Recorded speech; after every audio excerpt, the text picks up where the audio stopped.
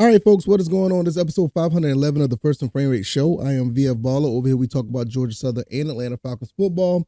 And today, we're going to talk about both. I'm going to talk about the defense of Georgia Southern and all the things that have been changing with the defense. We're going to talk about what has happened last year and what is going on now up into the recruiting and transfer stage of the offseason. We're going to get into that because I feel that this defense is going to be something really, really serious. It's going to be a nasty push around, no nonsense defense.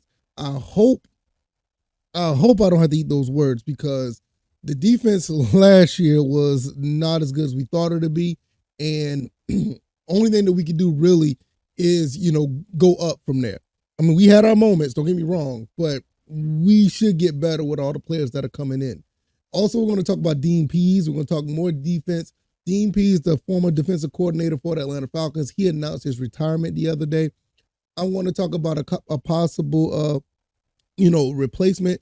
Not necessarily putting any names out there, but people that I would want to see replace him.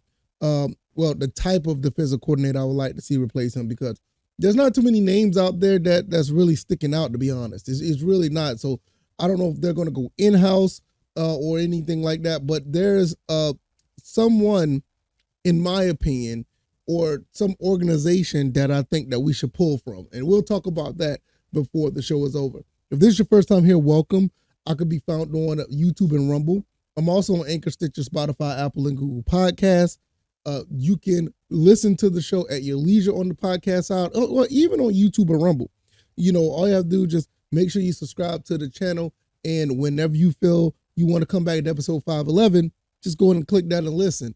But with being on the podcast side of things, you're able to, basically download the show at your leisure and listen whenever you want to. I know some people actually take every episode from Monday through Friday and listen to them on a Saturday, all 5 episodes going into their Sunday afternoon or Sunday morning.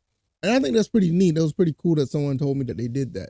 So have at it. Hopefully you guys will enjoy the show. And if you've been a subscriber, I cannot thank you guys enough. You guys have been absolutely amazing. This show has also been brought to you by BetUS. Click that link down in the description if you want to put wagers down on any of the playoff games, any of NBA, MMA, esports. They're doing a little bit of everything over there. Put down $100, get 125% bet book bonus. It helps the show and it helps you as far as you, first of all, being responsible when you're putting down these wagers. And hopefully you can double, triple, quadruple your money by putting down the right wage. So we'll see how all that goes. $100 get you 125% bet book bonus. And that's all I can say. I mean, I think it's a really good deal. Let's go ahead and get into this. Georgia Southern bulks up on defense. I mean, they're bulking up on defense. And once again, shout out to the guys in the Discord. These guys, and I gave a shout out to Eagle 95, and he does a very good job of putting information out there. Maybe one day I could get him on the show where we can actually talk about the ins and outs of recruiting. How does it work?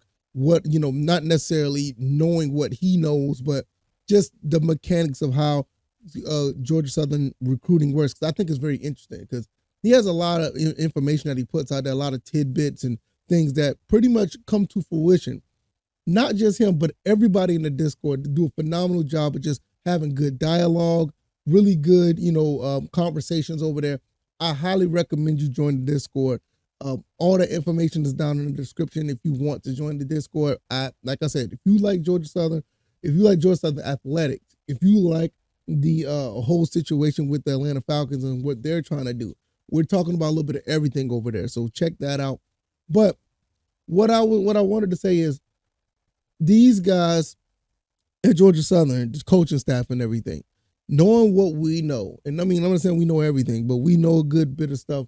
We're watching this in real time because we obviously we follow Georgia Southern. We're watching this in real time and watching guys that are actually end up being on, committing, transfers, actual guys that are coming out of high school. You look at the defensive side, we end up pulling, a couple of safeties, a couple of cornerbacks, a couple of linebackers. I mean, defensively, we can talk about offense all day because we already know what Coach Clay Helton brings to the table. I mean, you've seen what he did with Cal Van Treese, and you've seen what he did with the rest of the offense. throwing for over 3,000 yards. All these touchdowns was thrown. I think he was like number 3 or number 4 in the country yards passing. I mean, it was phenomenal. But defensively, I talked about the Terrion Lees of the world coming from Texas A&M, the Mel Hickmans coming from ECU to Georgia Southern. I talked about Cameron Williams a couple of weeks ago, and you turn around and we get T.J. Smith from Kansas State. I've seen the highlights on him. Another guy that looks absolutely phenomenal, along with Devon Gilmore. These are all transfers. We're up to 13 or 14 transfers, and half of them are on defense. I mean, we're going to be looking really nice if these guys can stay healthy. Like, once again, like a Devon Ferguson, who was basically going to be the MAC defensive player of the year before he went down. And he already had accolades before then. When you look at these guys and you look at the other ones that we talked about, a month ago, a week ago, when you talk about the Braden Palmers of the world, the Kebasekas of the world. I mean, I even almost forgot about talking about him. Kebaseka was so like Jamari Whitehead. You got a lot of guys that are coming in that's going to be like really, really good. And one thing I didn't even know, and I'm seeing it now on 247sports.com, which is not necessarily up to date like I would like it to be. We have broke the top 100 in overall rank as far as commits.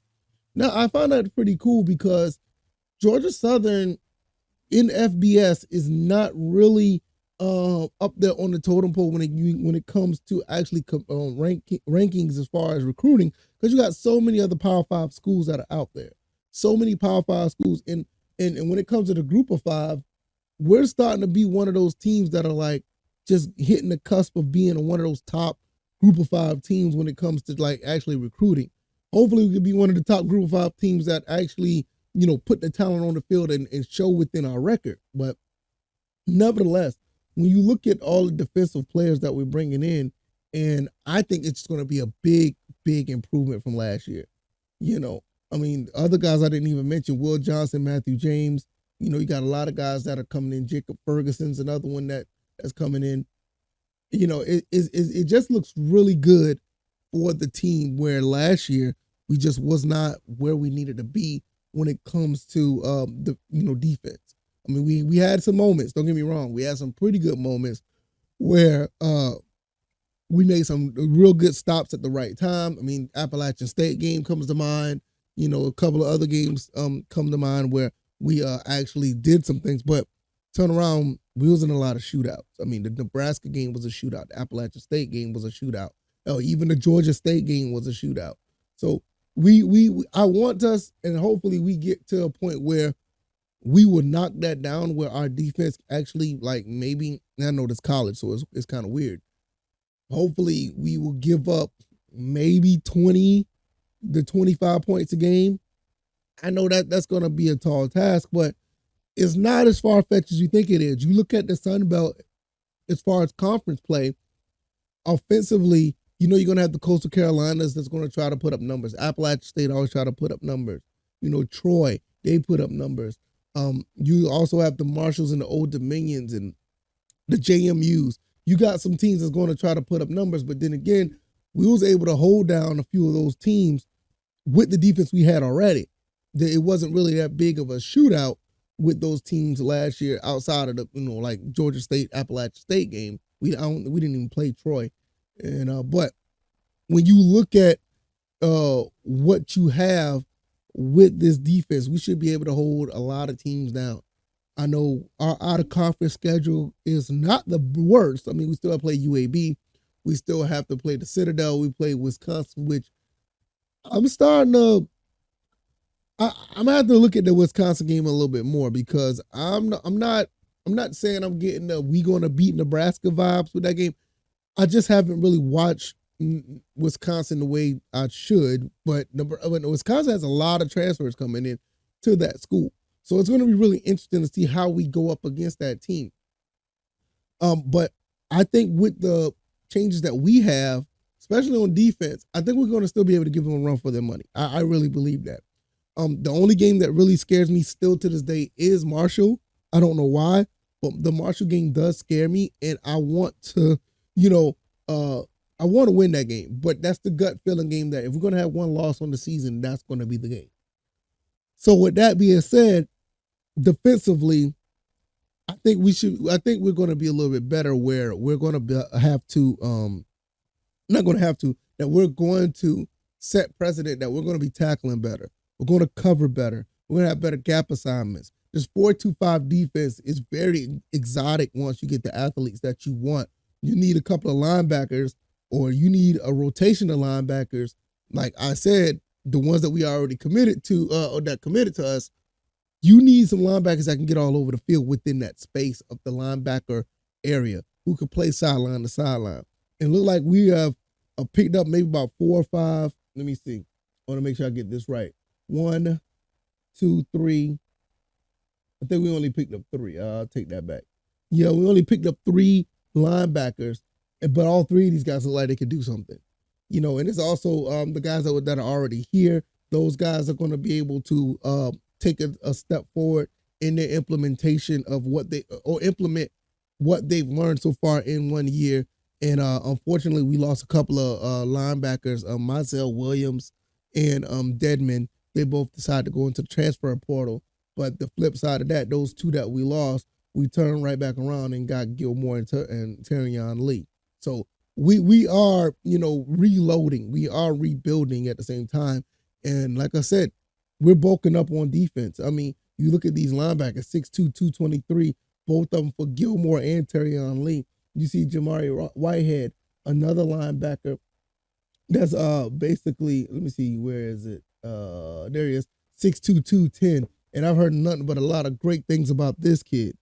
So we're going to have a lot of movement going on around here. And don't forget, some of these edge rushers could play standing up. So when you have a Braden Palmer at 6'4", 205, or you have a couple other edge rushers at 6'6", 215, 6'3", 225, or Will Johnson and Matthew James, we're going to have some guys that can actually do some things. In the 4-2-5, we're going to have some safeties come down. And then you have Cameron Williams, that from the safety from Washington, 6', 205.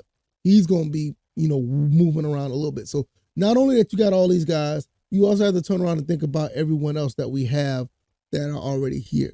That's going to be able to do some things as well.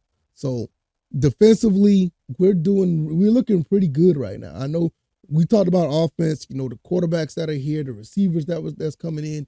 You got so many, you got so much talent coming to, so many players that are coming in that's going to be doing some things. Hopefully with Georgia Southern, we're going to be taking that next step, from, we already took one step from 3-9 to 6-7. We could jump from 6-7 to probably 8-4. I said 8-4 last year, but I think we could be. I think with the talent, I think we really, really can be able to do this, because now Coach Clay Helton is getting his players in, the ones that he wants to be here, the ones that Will Harris wants to be here, the guys that Brian Ellis want to be here. It's going to be really, really interesting. Also, before I get out of here and go to Dean Pease, I heard BJ Johnson is going to be the wide receivers coach for Georgia Southern. I think it's going to be really interesting bringing another Georgia Southern alum, a former Georgia Southern player, back into the mix.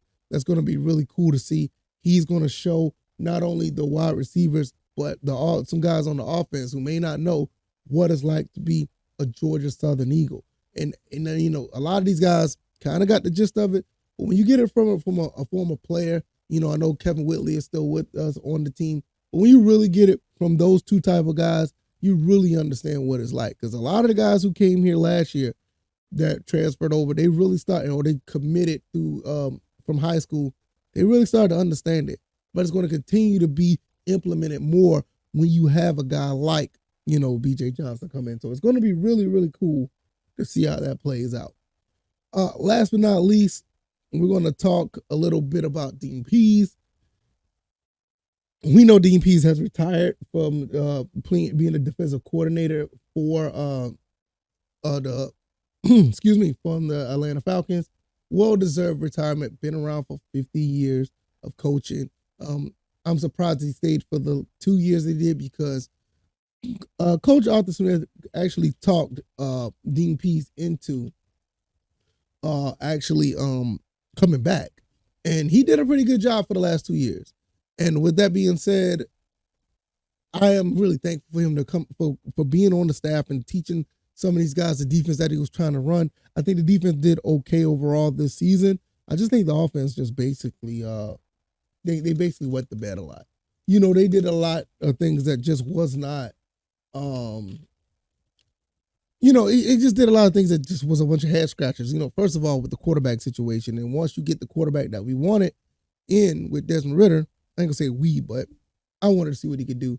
I thought he did pretty good, overall. I just wanted to see, what he was capable of. And now it seems that we got the quarterback that we want. So with that being said, let's try to solidify this defense a little bit. And I don't know where we're going to go with this with this defense.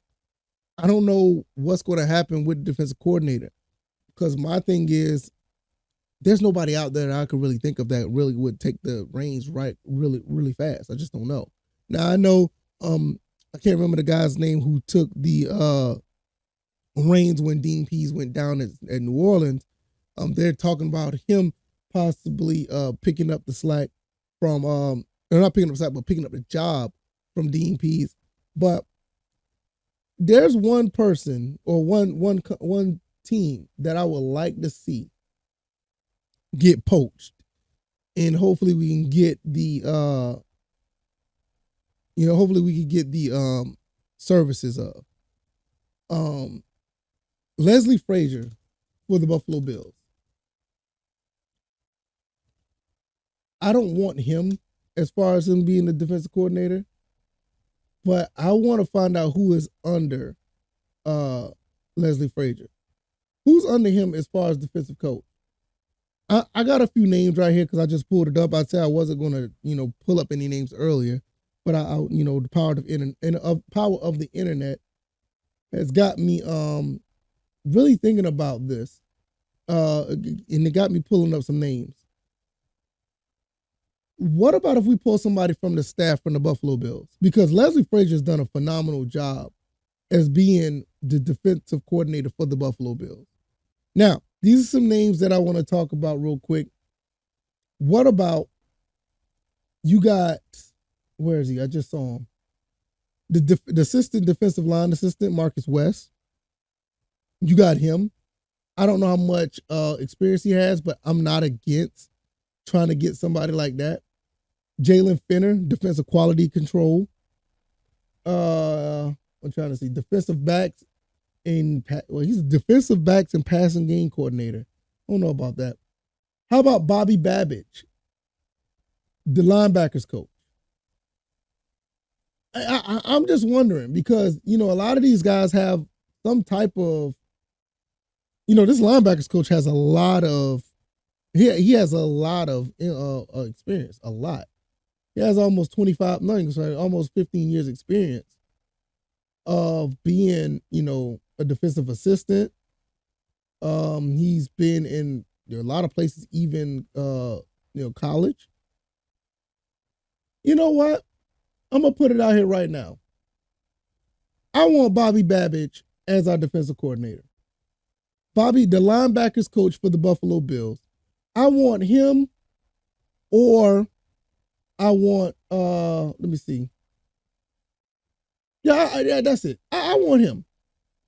The linebackers coach for the Buffalo Bills. I think Bobby Babbage would be a really good look for Atlanta Falcons. He's been in the NFL for. I'm gonna talk about this guy a little bit longer. I'm gonna do another episode on this guy right here. I'm gonna start doing some highlights.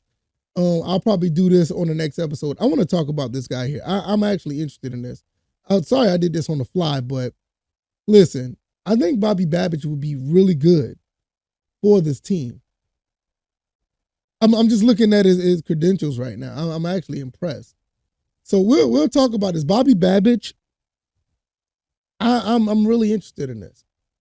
If you haven't already, go look this guy up. I think he'll be pretty good. I'm not going to keep on with this. I'm just actually interested on that.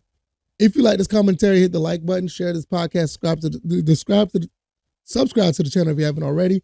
Let me know what you guys think about the Georgia Southern defense. We're beefing up. Also, I'm going to end this episode on this. What about Bobby Babbage as the defensive coordinator for the Atlanta Falcons? I'm actually interested in this. I think this will be a pretty good look. Like he's done a pretty good job as the linebackers coach. I could be found on YouTube and Rumble, Anchor, Stitcher, Spotify, Apple, Google Podcasts. Also, click the links down in the description if you want to join the Discord or support the channel.